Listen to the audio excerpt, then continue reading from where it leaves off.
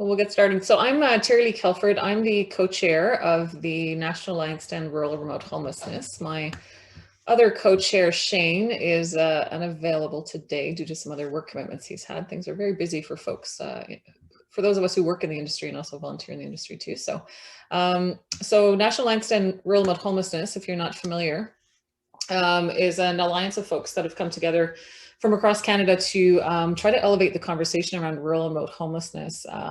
It certainly seemed to be a gap as far as we were concerned, myself and other colleagues across the country, around talking about ending homelessness in Canada. When we set these big benchmarks, like we're going to end homelessness for all Canadians, we really cannot leave rural and remote communities out of that conversation, since about 30% of the population lives in communities of 25,000 or less. So it's a pretty significant portion of the population that lives in small communities. So it's a really important conversation. And we also want to build not just the conversation, but also resources and educational materials, and really actually help small communities be able to get this work done. So that's really sort of the goal. So as you can see, our mission up on the screen now. So these webinars that we're hosting today included are really designed to sort of provide education to folks who are doing the work in rural remote communities, and to fill some of those gaps around resources as well. So you may have seen some of our webinars on Housing First as well. We've hosted a series of 3 of those now, because we're actually developing a Housing First Rural Remote Toolkit, or addendum to the National Housing First Toolkit.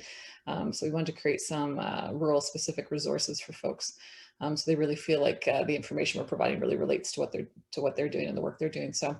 So webinars, if you're looking for webinars, go to our website. You'll see a training webinar section on there, and you'll actually see not only the current upcoming webinars that you can register for, but there's also recordings of all of the webinars we've hosted that are also on that website. So you can go and go back and look at some of the webinars we've had. So we've got some really interesting one coming up in the new year as well.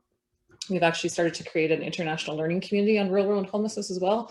So we've connected with countries from around the world who are doing some work around rural homelessness, or who are interested in doing work. So it's really interesting to see how Canada is positioned when it comes to those conversations in other countries. So look for those. Go to our website. You can also join. You'll see a membership list on there you can join. So if you do that, then you'll get notifications for when our upcoming webinars are coming up. So and then you won't have to go looking for them. So land acknowledgement, obviously we're doing this online, and so it's still really important for us all to acknowledge that we're on unceded, unsurrendered territory, regardless of where we are. And so, you know, coast to coast to coast right now, we acknowledge, we want to take the time to acknowledge that we're on ancestral and unceded territory of Inuit, Métis, and First Nations people. And for me personally, right now, I'm in Lanark County, which is between Ottawa and Kingston, and we're actually on Algonquin territory. So without further ado, I will actually take a look at the agenda before I introduce our speakers. So that's Terry Lee Kelford, myself, providing introductions. Our first presentation today is going to be from Marina from CMHC. And she's going to be talking, and so is Benjamin from FCM, who's going to follow her presentation, talking about capital funding options for through both of those agencies and organizations. I think right now, obviously, with the RHI announcement of $1 billion for housing, there's a lot more discussion about housing and how rural and small communities can access funding dollars. And what I've found as I've talked to small communities and people doing the frontline work is they really are simply just not aware of what capital programs actually exist out there, and what the basic criteria is. So we're hoping that this serves as a bit of information sharing, and there will actually be then followed after both presentations a question and answer period. So if you do have some questions, please type them into the chat box or the question and answer box. We're going to wait until after both presentations are done just to make sure we get through all of the information provided. But please, as you're hearing the presentations, don't hesitate. Just go ahead and write in your questions as they're speaking, so that we'll have a list of them afterwards. And then we'll just wrap it up after that. So without further ado, I'm going to introduce Marina. So Marina is speaking on behalf of CMHC, and Marina is a representative of the Canadian Mortgage and Housing Corporation Outreach Team. So she's also holds a master's in social work, and had previously spent almost a decade working with individuals with mental health and addictions challenges through a rights-based framework. Her passion for collective impact led her to the housing sector, where she spent several years consulting in the implementation of Housing First and coordinated access responses to homelessness. At CMHC, she now works to ensure that communities and organizations have what they need to prevent and end the housing crisis in their communities through accessible and innovative housing solutions. If you want to add anything to that, Marina, by all means. And I should mention, even though I'm not supposed to read out his bio, that there is Jamie lurking in the back here as well from CMHC. So if Marina needs any help in any of the answers or responses, he's there as well. So welcome to both of you, and I'll pass it over to you, Marina. Thank you. I'm gonna use that phrase, Jamie's lurking in the background all the time. I love it. Okay, so hi everyone. I'm super happy to be here today to talk about CMHC and our housing solutions that have really helped to bring housing projects to life across Canada. I'm also excited to bring some examples to you today of some innovative projects across rural communities in Canada as well, because I think it really helps to have some relevant examples when we're really talking about the programs. So again, Terry mentioned, my name is Marina Slutsky, and I'm joined today by Jamie Shipley. I'm a representative on our outreach team. I'm based out of Montreal, but I spent like 20 years of my life in Ontario. And then Jamie is a specialist on our team, and he's based out of Toronto. And so we're here on behalf of CMHC. CMHC is Canada's national housing agency, and we really work with all levels of government, the public, and the nonprofit sector to create safe and accessible and affordable housing for everyone in Canada. I hope that we'll be able to answer all your questions today, but if at the end of the session you feel like there's some things that you still want to talk about, or maybe you have some ideas, or even if you just want to brainstorm a little bit, our contact information is going to be at the end of the presentation, so don't hesitate to reach out. Housing is what we talk about all day, every day, and somehow we're not tired of it. So really happy to keep the conversation going. So if we go forward, I do want to begin just by acknowledging that I'm living on unceded Indigenous lands.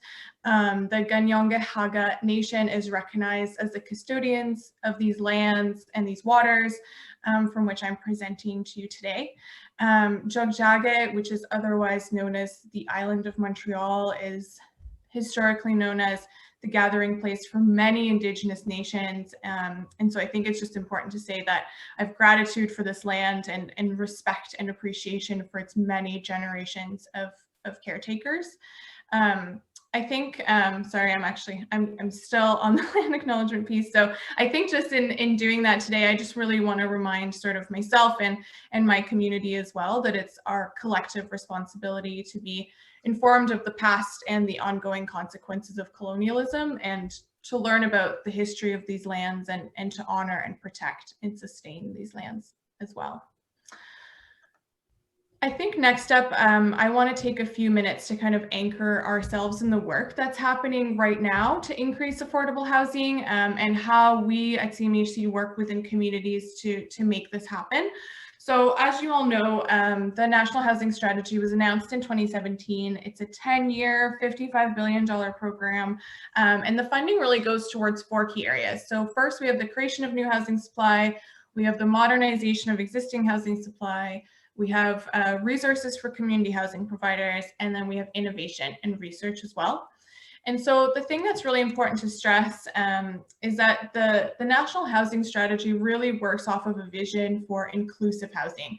So a vision that goes beyond just having a roof over our heads. And it really involves the 3 pillars that you see in front of you here. So we have people, we have communities, and we have partnerships.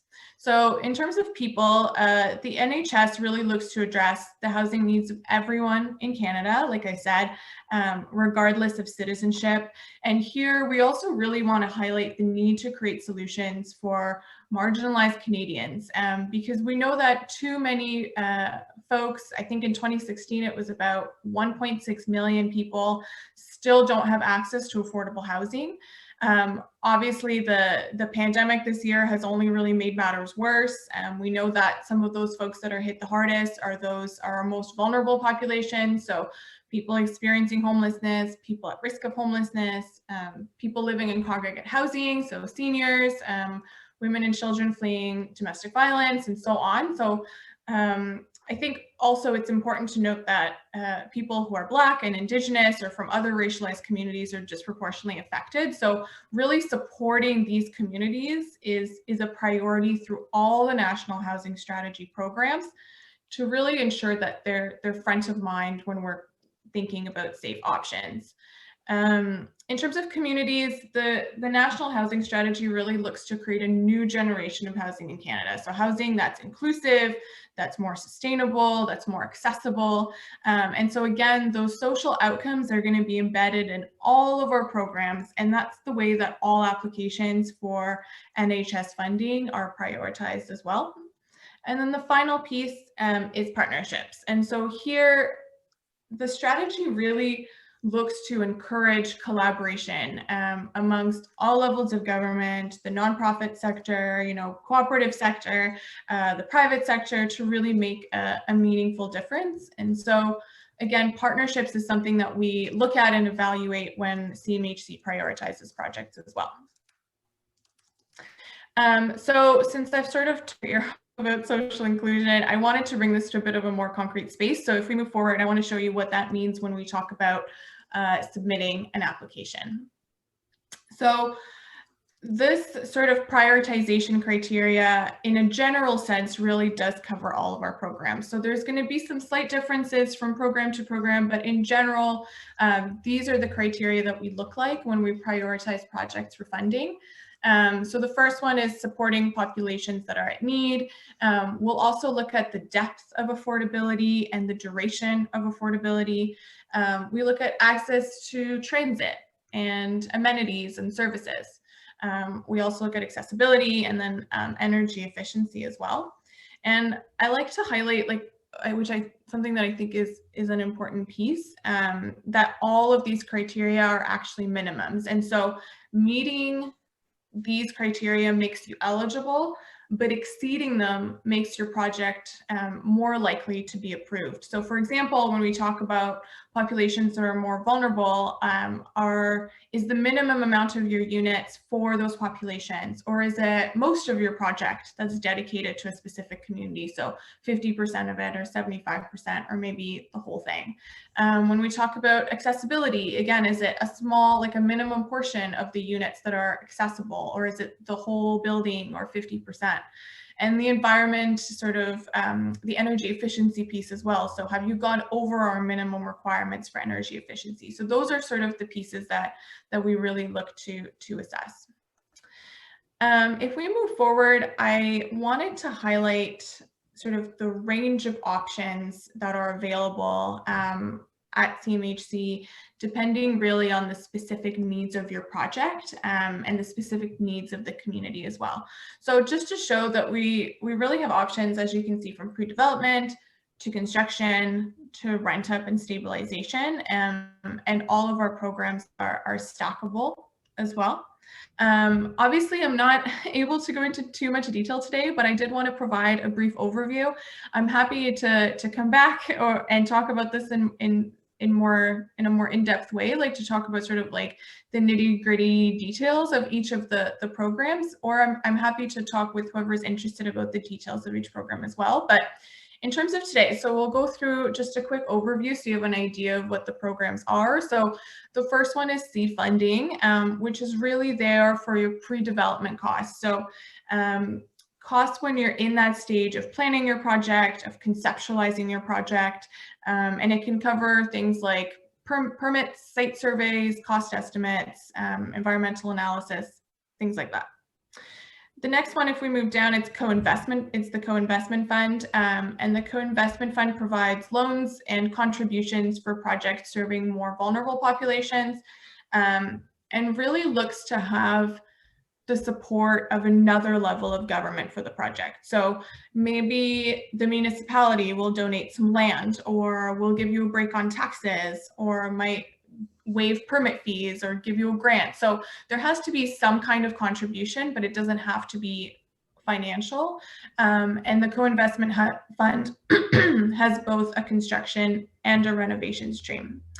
I'm going to skip over the next one, which is the innovation fund, because it's not open right now. And then the next one is the federal lands initiative.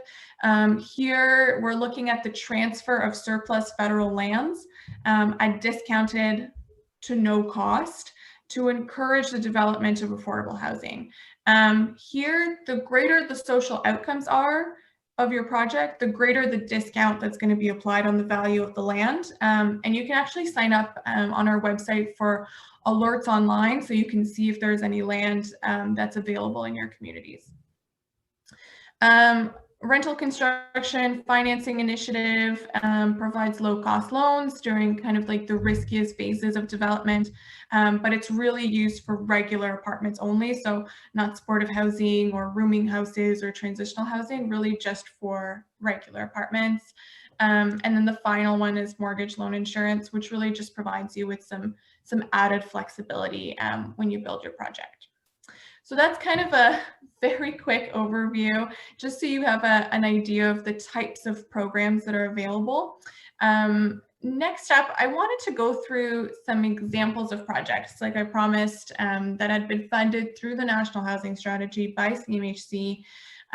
We really wanted to bring you projects today from smaller rural communities to be able to have, like I said, some relevant examples and some relevant material and kind of some ideas of how these projects are happening in smaller communities. So if we move forward, the first project is coming out of Antigonish in Nova Scotia.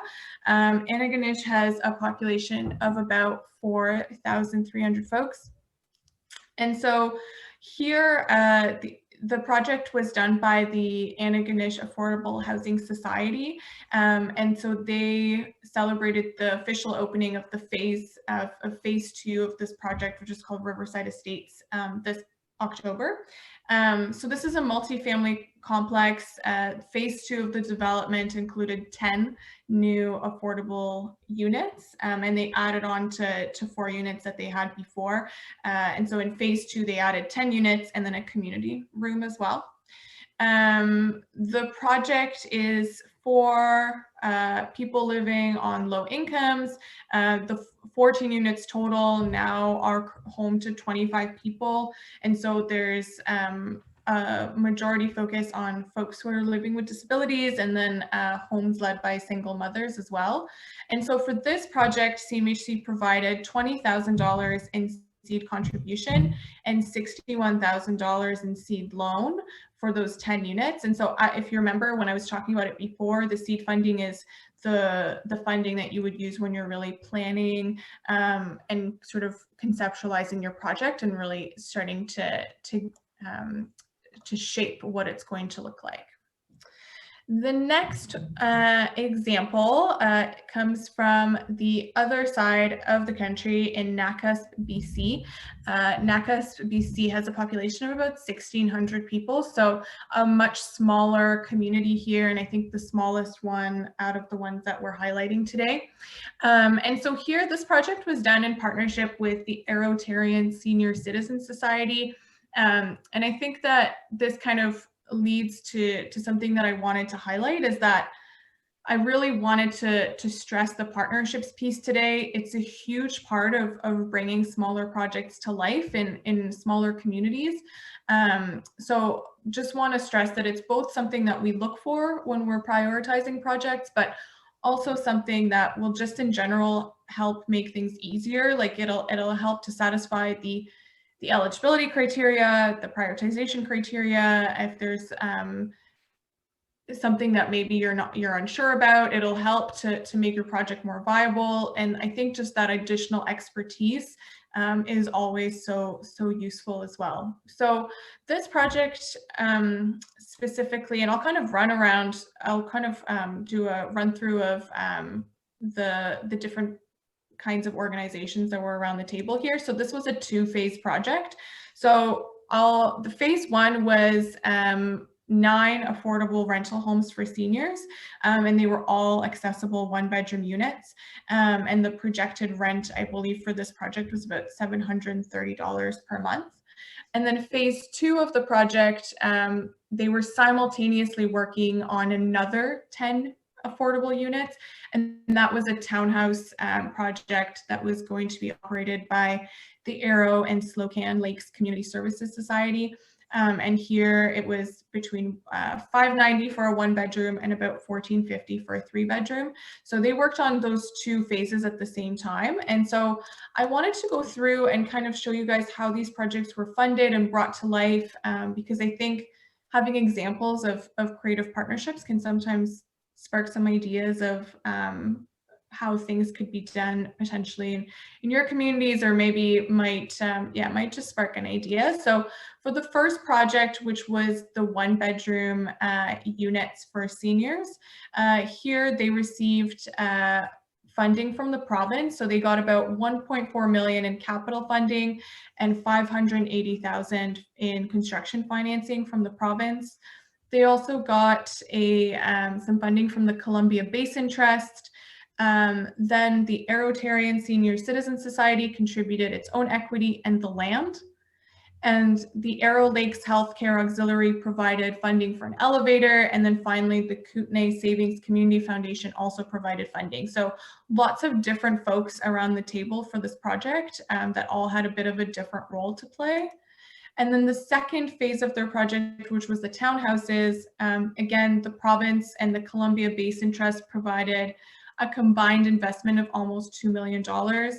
CMHC provided $757,000 via the National Co-Investment Fund, which, if you remember, was the fund that provided financing for projects that are for more vulnerable communities.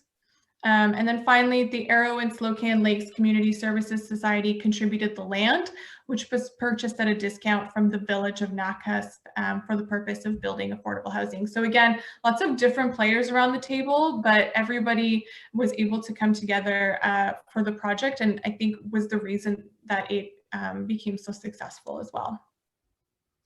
So if we move forward, the next project is one out of Bancroft, Ontario.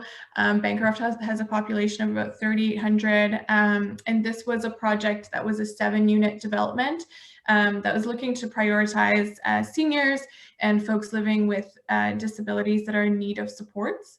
It's going to be an accessible project, and that's going to be using universal design. Also, since they're going to be addressing the needs of more vulnerable populations, they are looking to provide access to accessible housing. So there's going to be wraparound supports built into the model. So that is happening through a partnership agreement with the North Hastings Community Integration Association. And again, they received funding through the Co-Investment Fund as well. The final project that I wanted to bring to you today is one that is from a bit of a bigger community. And actually we can move forward a slide. Yeah, perfect. So this project is from a bit of a bigger community. So it's about 15,000 people in Tillsonburg, Ontario. But I wanted to bring this one because they were able to utilize the Rental Construction Financing Initiative, which is the initiative that I'd spoken about, where you would get financing for those regular apartments. And here the federal government invested about 1.5 million for the construction of this project through the fund. It's a 16-unit building that all have rents that are less than that 30% of median family income. It's developed by the town of Tillsonburg Nonprofit Housing Corporation, close to public transit and services, and actually really look to support middle income seniors. The project received some really important support from the County of Oxford with a large forgivable loan. So again, just want to stress that partnerships piece one last time, because again, the municipality had a very large role to play in this project. So again, here, they're going to be kind of checking off all our boxes in terms of achieving a reduction in energy use and greenhouse gas of about 32%. All the units are affordable for over 20 years.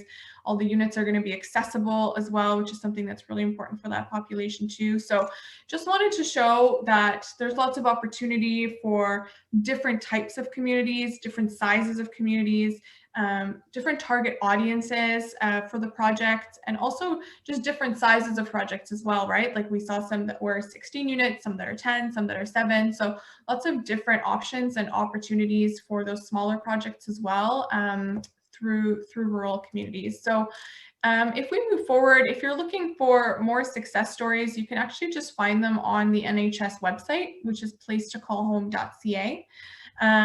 Then moving forward, if you'd like to access more resources on affordable housing, on the next slide, if you go to cmhc.ca and then click on developing and renovating, and actually if we move forward one more time, then you would click on developing new affordable housing. You can also just get in touch with us for any information. If you're looking for some resources, if you have some questions, or if you, again, want to brainstorm, perfect. The contact information is on the slide. So I also just wanted to take like one more minute to go over the type of support that's available if you are looking to, or if you're interested in any of the programs. So the first line of support is really the outreach team, which is the team that Jamie and I work on. Our team is made up of about 10 people, and we're regionally based. So if you contact us, we'd be happy to refer you to someone in your region that knows your area.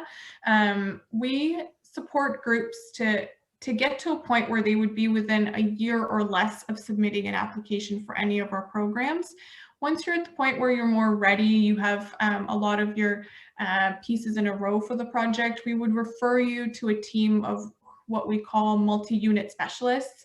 And they really accompany groups to submit applications and ensure that they have all their documentation and so on. So there's really support all along the way of your process. So just wanted to note that we are here. And then we also generally just also have access to a pretty large toolbox. So we have lots of research, we have lots of guides, we have lots of resources on issues that come up during development. So things like NIMBY and accessibility and energy efficiency. We also have lots of municipal tools for developing housing strategies and so on. So if there's something that feels like a barrier in your community right now, don't hesitate to reach out as well. So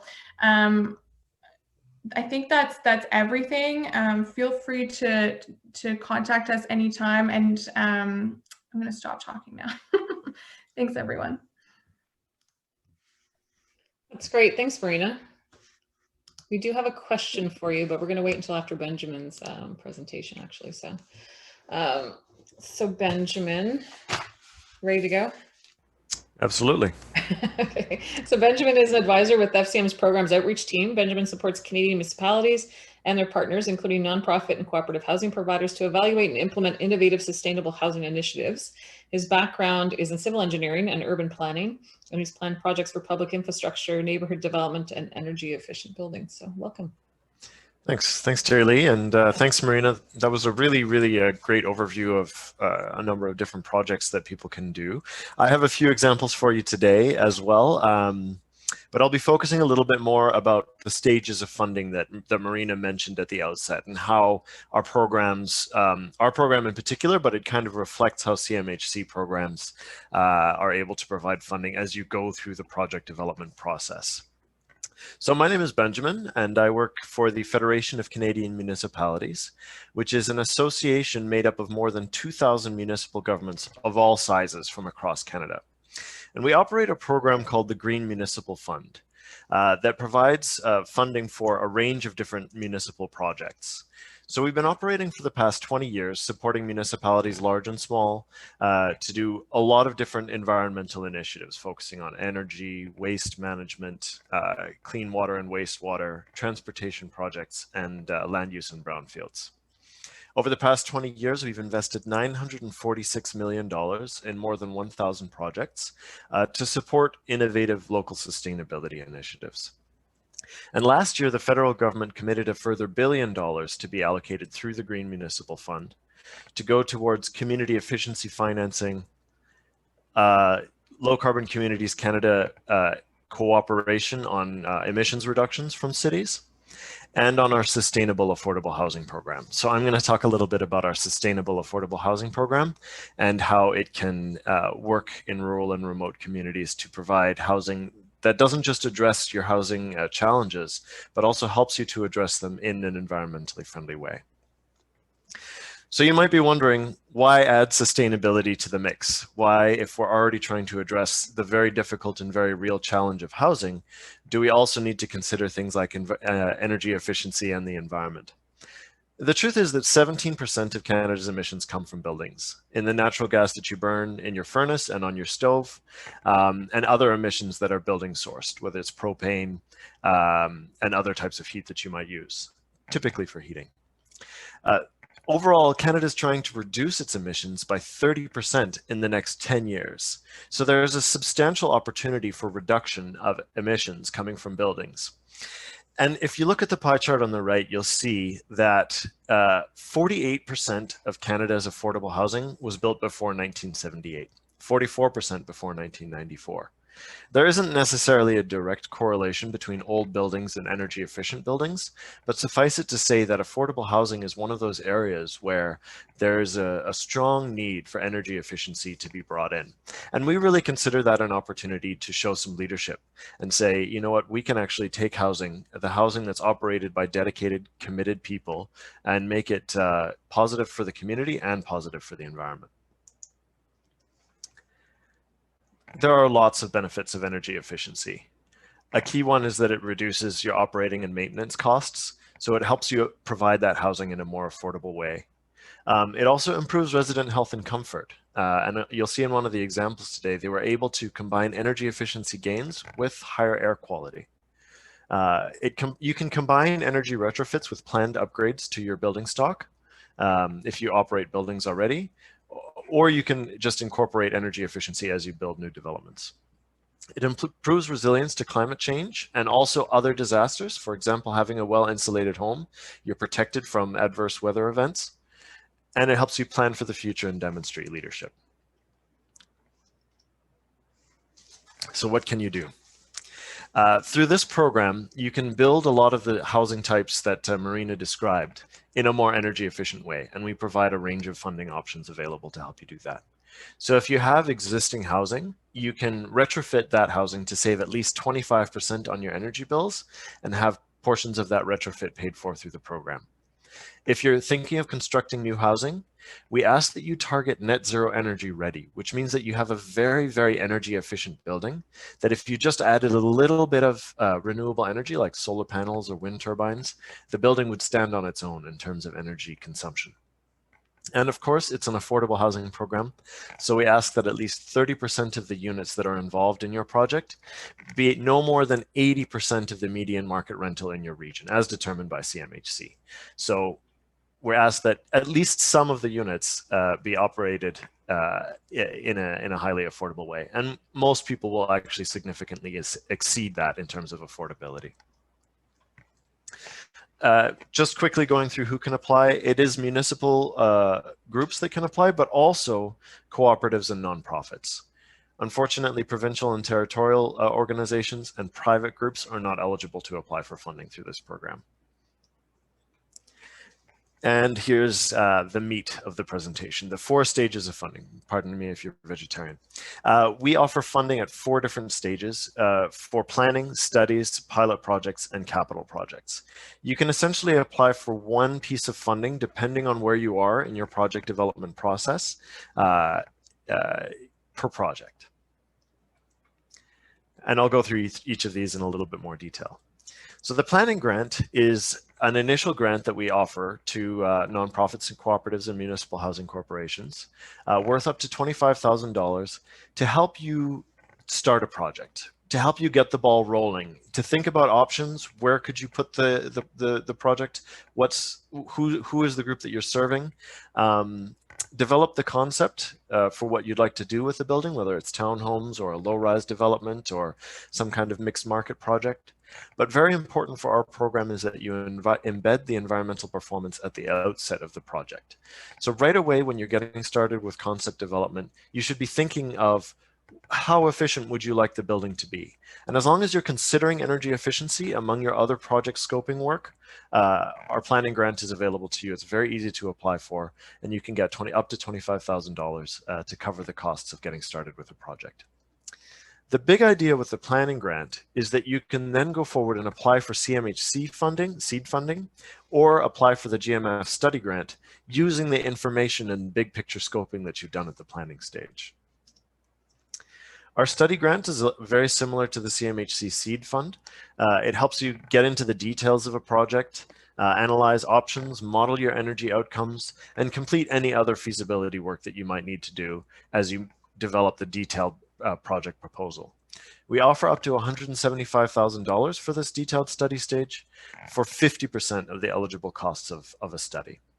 If you're retrofitting an existing building, you'll often find that the planning grant is all you need to go forward with your investment, but certainly for new constructions and more detailed retrofits, it helps to have an additional set of funding to go forward with a study. And here's an example. It's the first of 3 examples I'll have for you today of a building that was designed using GMF study funds through our existing stream. It is a highly energy efficient building in the center of Ottawa. It's actually only a few blocks away from where I live.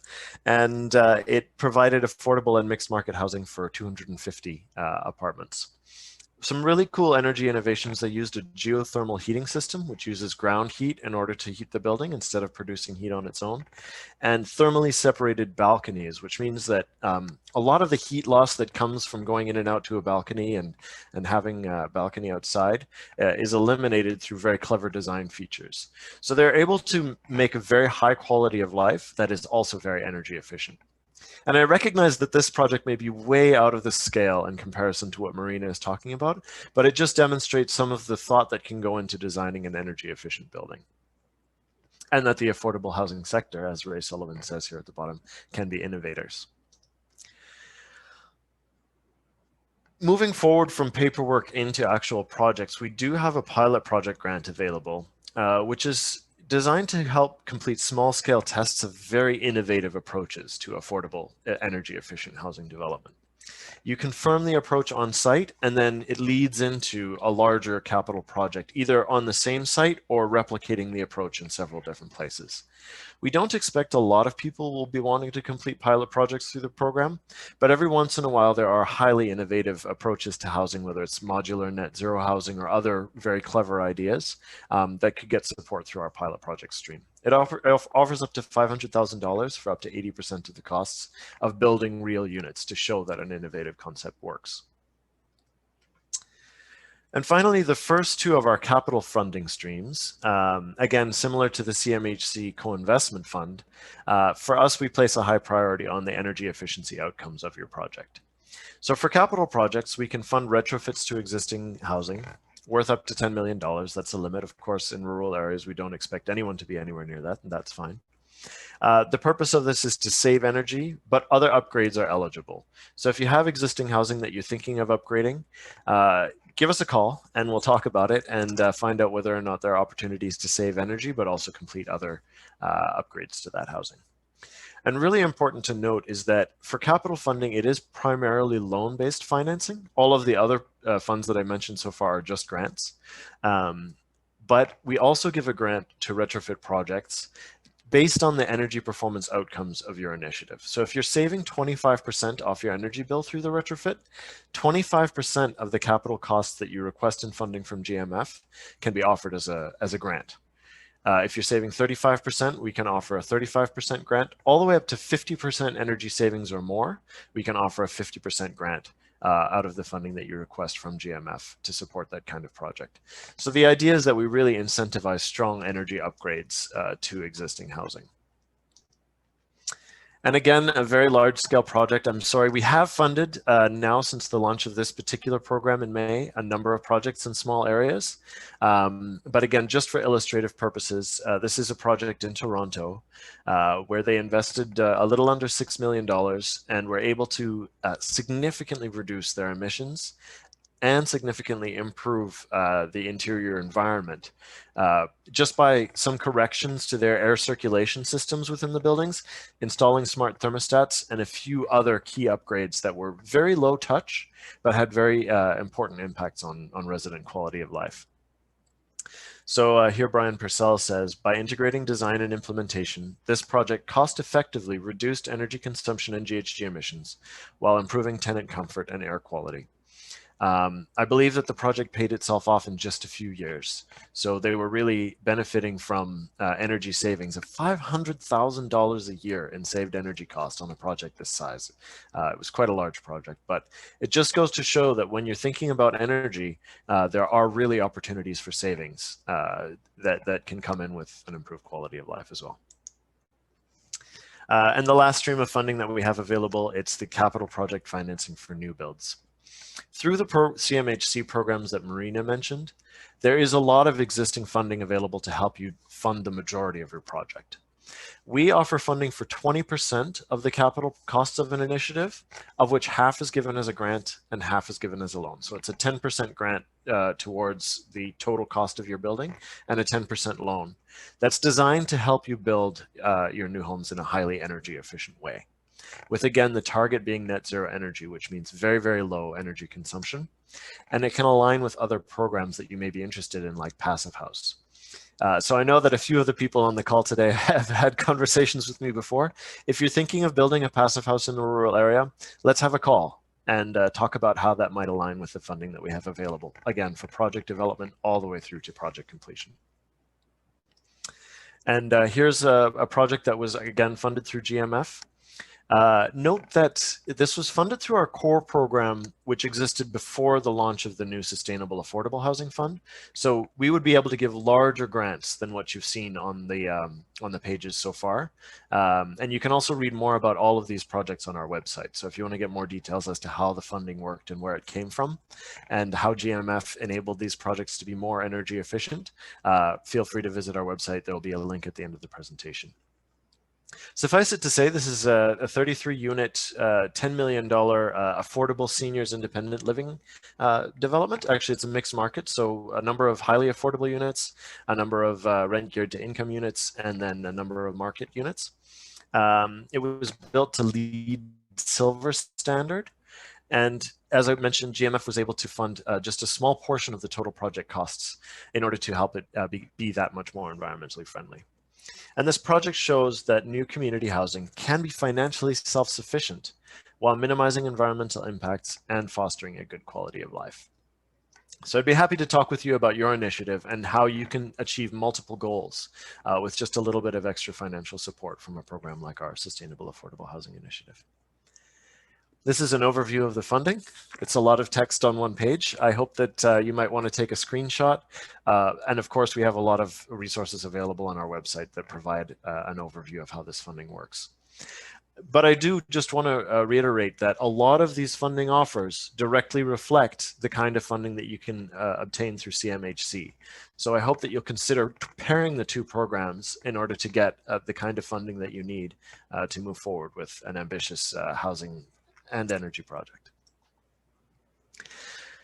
The last thing that I'd like to say is that much like CMHC, we have support available for you. As I mentioned, our funding is stackable with other programs.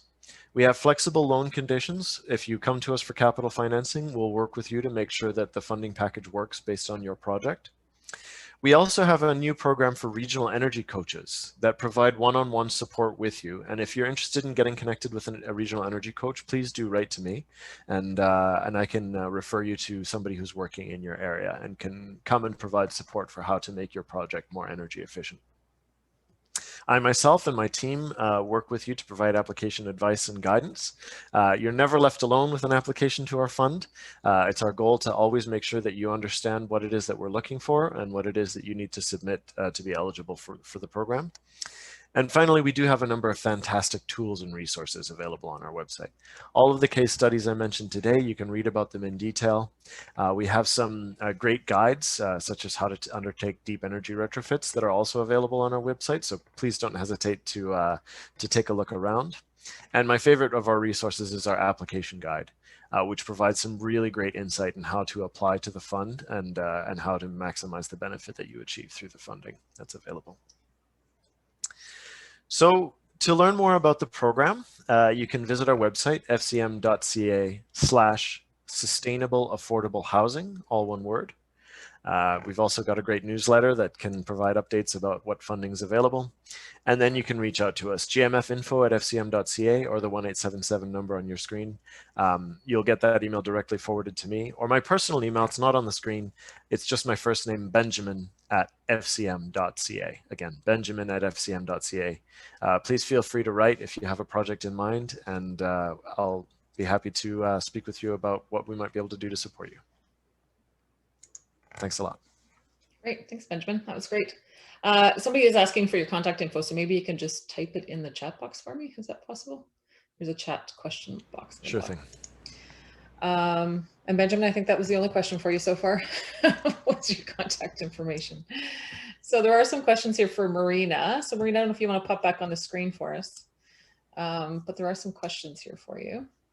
Okay. So the first one came in while you were presenting it. It said, Marina, I understand why the timelines for the RHI applications were very rapid, but being from a rural community that does not have a lot of real estate available, we found that the timelines were very tight to obtain land and buildings. Being a potential new RHI applicant, it was also difficult to find collaborations and investing partners in a very short time.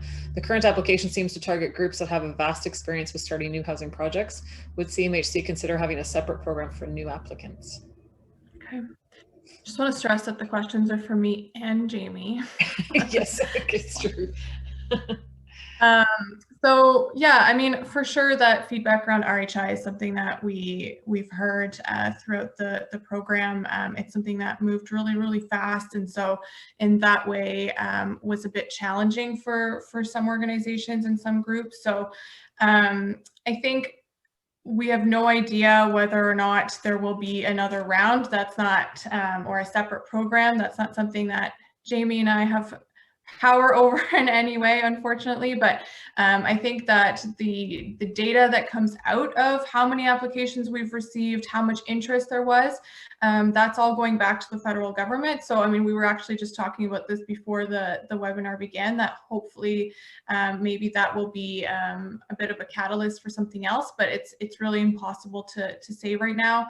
I think the thing that I would stress is that if there's something that you really want to do, is to not let that deadline of the RHI hold you back. Like, still get in touch with us. We have lots of other programs, and so really hoping to work with folks despite that. For sure, RHI was like, if there was something intuitive that worked for your community, it would be easy to do that application. But if it's something doesn't feel quite as easy, we'd be happy to work with you with our other programs as well.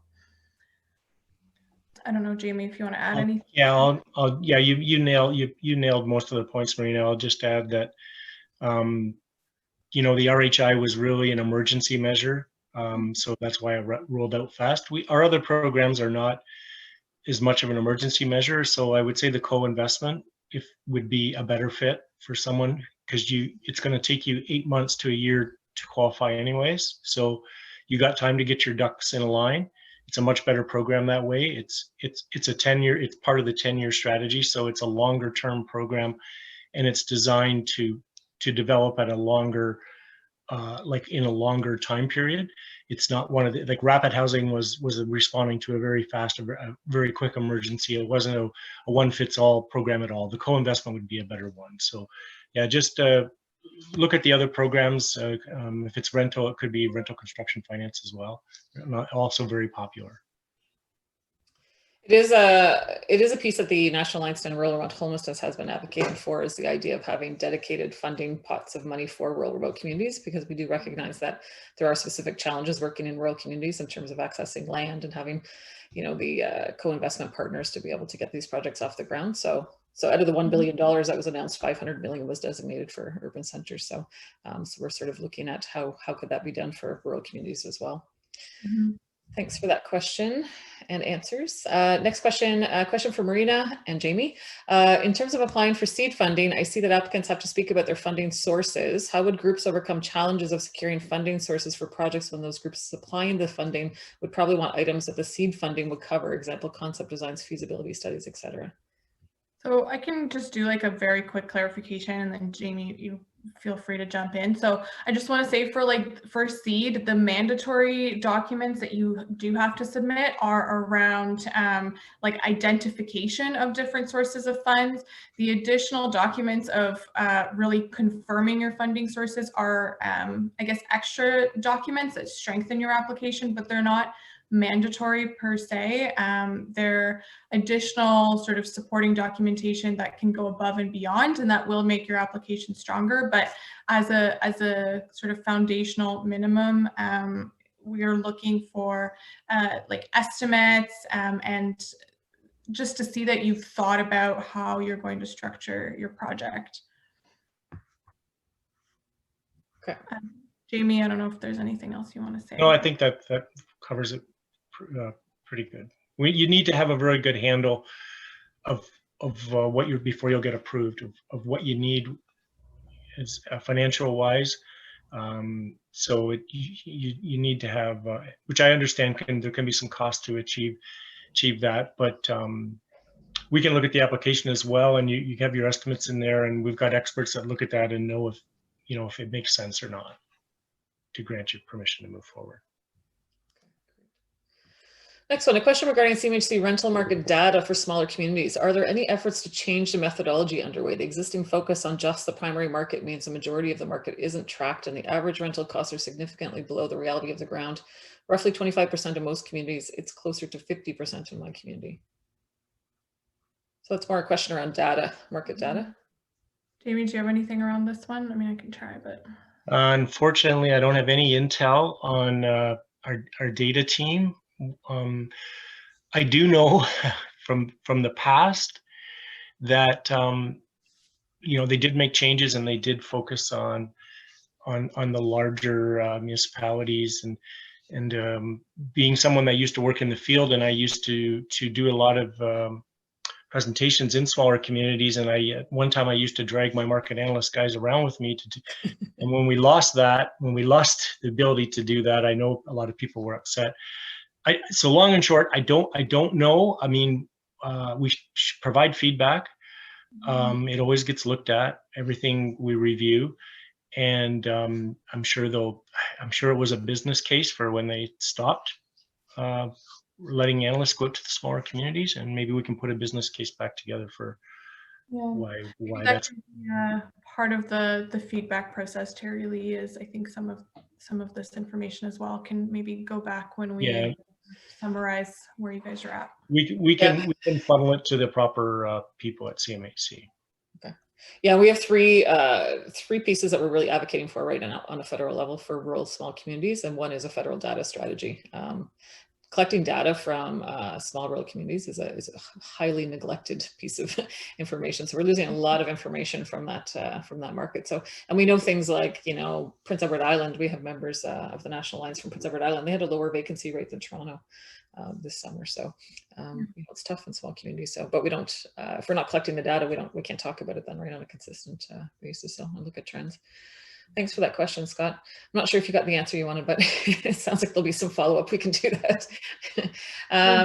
From Faye Martin, the CMHC priority on transportation and amenities tends to put rural at a disadvantage because we're short on both. Is or how are these circumstances taken into account in assessing applications? Jamie? Is this around the transit requirement? Transportation amenities tends to put rural at a disadvantage.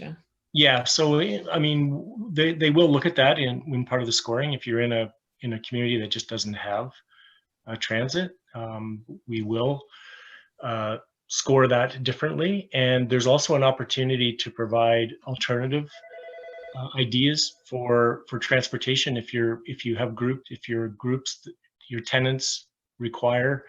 It could be as much as car share or volunteer shuttles to get to doctor's appointments, stuff like that. Like that can be put in the application in a narrative just to help alleviate the concerns are around people that can't afford to pay market rents, probably also require means to get around. So you look at that in your community and just show that. But we will look at it, and we will make concessions around if the project still makes sense, right? That you can provide the access that they need, the access to the support, to the supports that they need, as long as that's covered. Again, from Faye, many rural communities do not have municipal water and wastewater systems, which poses a big expense at both capital and operating level. Any thoughts about how to support affordability under those circumstances?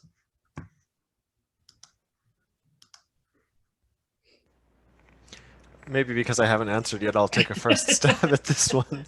Thanks for the question, Faye. I just want to reemphasize that non-energy related costs are absolutely eligible for funding through our program. So if at any point the scope of work has to include site servicing, include that within what you'd like to apply at any of the stages of funding. As long as you're covering energy among the things that you're doing, you can get your site servicing engineer to do your wastewater design and get the permits that you need to do on-site wastewater management, for example, as part of your study. And if you're doing a capital project, building new units, or even a retrofit to an existing building, look at incorporating your site servicing as part of that project so that you can get access to our capital funding for the entire eligible project that will cover some of the initial capital costs of site servicing. So it's definitely a concern, and it can be included within the scope of work of an eligible project through our programs. Great. Question for you, Benjamin. For Benjamin, we're a social business working with rural municipalities and First Nations to deliver repurposed idle modular camp accommodations into the homeless spectrum of housing first through affordable housing. We have a great opportunity to achieve and exceed energy efficiency with a focus on innovation along the way. What advice would you give to help us help our potential customers attain grants such as FCM's pilot project grant? I'd love to have a follow-up call with you, Troy, because this is a really good opportunity to discuss project details. For the pilot project, if you can show that you're going to make a replicable difference and say like, okay, we're starting out in this one small community that has some abandoned camp structures or underutilized buildings, but we see that there are, 30 other communities that have similar buildings that could be repurposed into affordable housing. That's a really great starting point for a retrofit pilot to say, we're retrofitting these, but we think that we can really do this across Canada or across the region and make a big difference. In terms of energy efficiency, combine it with the other work that you need to do in order to make these buildings really good quality, affordable places to live. So make the investments you need to make sure that people are living in reasonable, all-weather, safe, comfortable places to live. And you can get funding through our program to help with that. Great. Thanks, Benjamin. I think that's it. That was actually quite a few questions. We normally have a lot of quiet participants sometimes, so that was great, actually. So I think it speaks to how important this topic is for people right now. I definitely think, for the folks who are trying to run programs on the ground, nothing has become more evident during this pandemic than housing is so critical to people's health and welfare, right? So, sorry, one more question from Faye. This is for you, Jamie.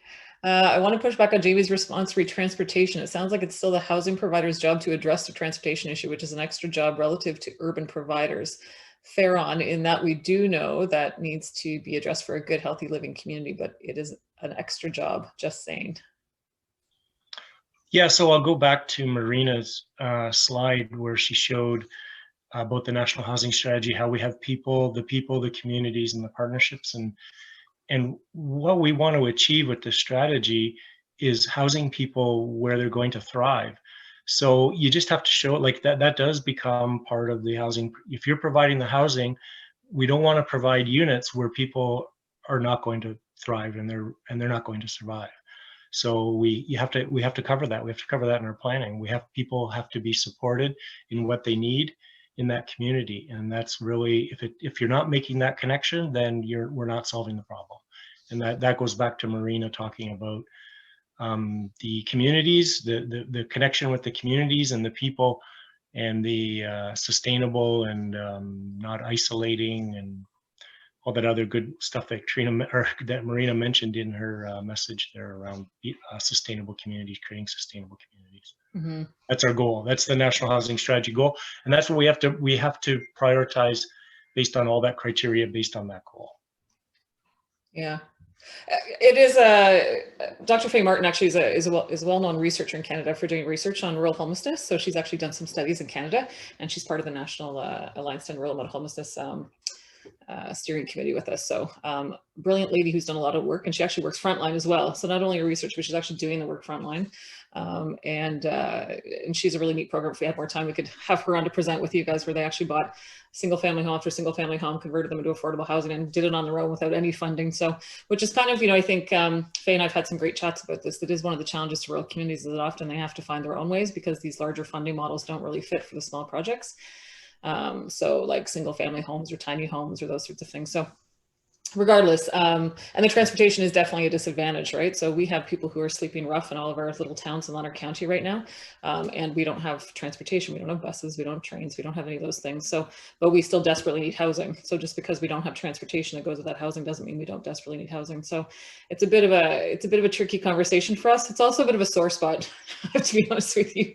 One of the things us rural remote folks talk a lot about is being compared to urban centers, and some of these policies do come out very urban centric. So it's something that we really want to try to do at the National Alliance on Rural Homelessness, is really start to change some of these conversations, that it's not always urban modifications for rural communities. It's that rural communities are coming up with their own innovative solutions as well. So thanks for that, Faye, and thank you, Jamie, for answering that too. Yeah. Charlie, can I just say that maybe that's another part of the conversation that we need to continue? Yeah, absolutely. Yeah. Feedback as well, right? Yeah, it'd be great to do actually a follow-up with some of us. I think we probably could have dove into a lot more details around some of these projects. I think based on the amount of questions we got in this webinar compared to some of the others, clearly there's a real desire to understand these funding mechanisms. So finally, there was a comment, I think. Great questions from everyone. Hopefully implementation of coordinated access in rural Canada will provide needed data, and also greater housing focused collaboration in our communities, which is very true, right? So that's certainly one of the goals that we have with National Alliance. So thank you very much to all of our presenters today. We really appreciate you taking the time to do this. I really do think it is, we talk often about how rural communities sometimes just don't even look for these projects because they just assume they're not going to be eligible, or they're going to be too difficult for them to qualify for. So we really wanted to provide an opportunity for people to learn more about what you do and how you do it. And the one thing I would say about both your organizations, certainly even from the grassroots work that I do in Leonard County as well, your agencies have always been brilliant about having people to reach out to and ask questions for, and people who will come out and meet with you and talk about your project. And even if it never gets off the ground, there's always someone there to answer questions. So, and so you may not like the answers all the time, right, in terms of whether you're eligible or not eligible, but the bottom line is you guys are very accessible. And so we really appreciate that. So thanks for taking the time today. I appreciate it. We'll plan a follow-up after this and see if we can talk about some further feedback. I'm sure we'll hear more as well. So that's it. We're a few minutes over, so I don't want to keep everybody, but this will be recorded and put on our website. And I believe, I'm not sure if we've asked you guys this officially or not, but if you're okay, we'll share your slide decks as well, if that's okay. And I think you guys shared your contact information too. So if you're looking for this recorded session and the slide decks or the PowerPoint presentations, you can find them on our website, www.naerrh.ca. You can also join our membership and find out about our upcoming webinars. So this is our last before 2021. So thanks everyone for your time, and we will see you in the new year. Thanks everyone. Take care. Bye.